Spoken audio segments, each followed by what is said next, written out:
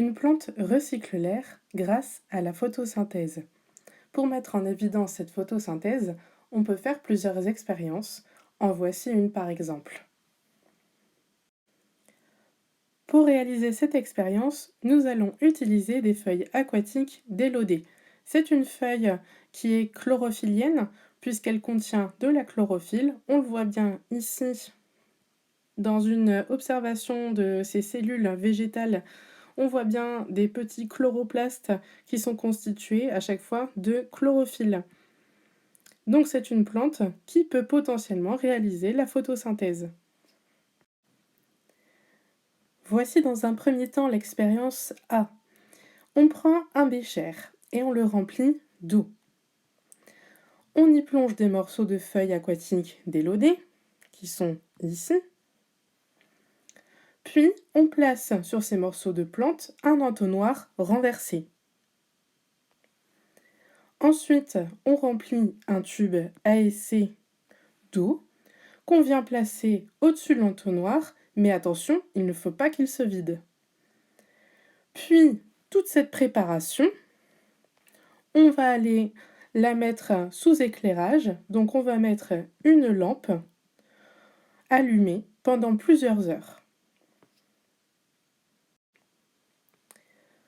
Pour l'expérience B, c'est exactement la même chose, on va refaire la même manipulation. Par contre, on ne va pas mettre de lumière. Donc, l'ensemble de la préparation sera pendant plusieurs heures dans l'obscurité. Tu peux maintenant répondre aux questions de la première étape sur ta fiche d'activité.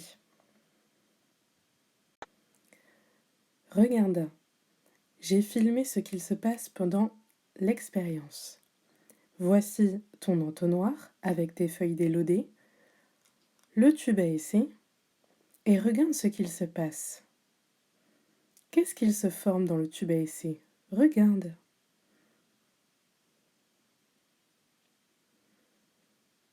Observe bien ce qu'il se passe dans le tube à essai.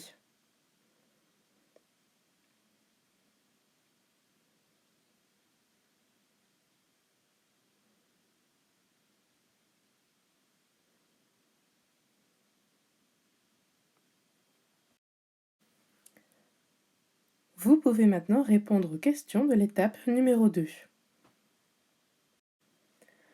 On va maintenant réaliser le test de l'allumette. On reprend nos deux tubes à essai que l'on a utilisés dans l'expérience. On a le tube à essai B, celui qui était à l'obscurité, et le tube à essai A, celui qui était à la lumière. Attention, pour qu'une allumette s'enflamme, il faut qu'il y ait absolument présence de dioxygène O2. À partir de ces informations et de ce schéma, tu peux répondre maintenant aux questions de l'étape numéro 3.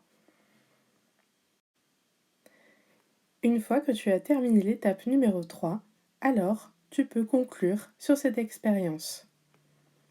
Bonne chance!